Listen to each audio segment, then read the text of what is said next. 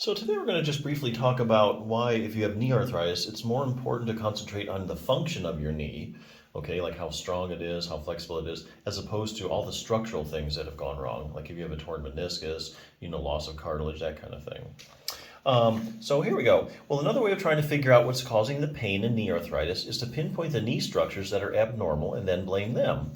However, there's a problem with this approach.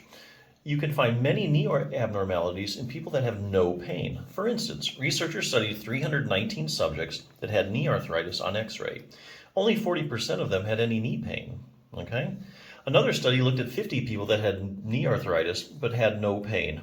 Okay, so these people had knee arthritis but no pain. 30% of them had bone marrow lesions, or what they call BMLs, okay, on MRI. In this study, 154 patients over 45 years of age with knee arthritis were compared to 49 subjects over 45 years of age that had no knee pain or knee arthritis.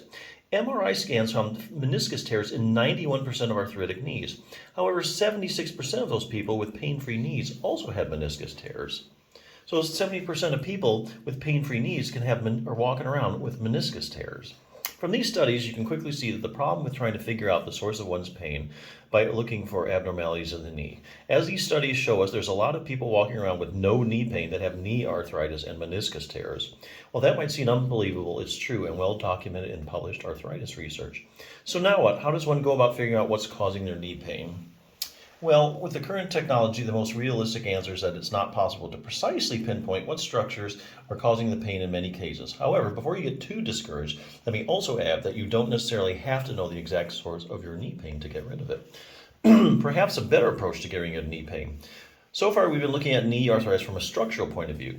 We know from x-rays and MRIs that cartilage wears down, the underlying bone changes, the meniscus can tear, and so on. We've also noted from the research studies that in many cases you can have these changes in your knee and still be pain-free, which leaves us a little empty-handed at times trying to explain what exactly causes your arthritic pain. However, dig into the research on arthritic knee function and you'll get a little different perspective on things. By function, I'm talking about how your knee works and performs. For example, how strong are your knee muscles? How well can you bend or straighten your knee? So what does the knee research on arthritis knee function show us? A lot. Here's an example. Researchers went out in the community and randomly selected 462 men and women that were over 65. X-rays were taken of their knees as well as the strength of their knees, of the quadriceps muscle, an important stabilizer of the knee. It was found that men and women with knee arthritis had much weaker knee quadriceps muscles than those with no arthritis. Researchers also noted that women with painful knee arthritis had much weaker quadriceps muscles than those with non-painful knee arthritis. So here again, the difference, weaker quads, whether it's painful or not. It's interesting that the people with knee arthritis had much weaker leg muscles than the people without knee arthritis. Even more interesting is that among the women with arthritis, those with pain had more weakness than those without pain. Apparently there are other problems going on in the arthritic knee other than just structural abnormalities we see pictured also clearly on x-rays and MRIs.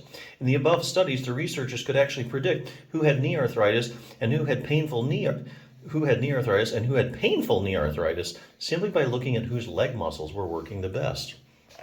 Okay, now we're getting somewhere, and we're in a lot more optimistic position. In this book, we're going to be concerned so much with things such as cartilage loss, a torn meniscus, or bone spurs. We know from many studies that it's quite possible for people to live with just fine with these kinds of changes in the knee. So we're going to just let them be.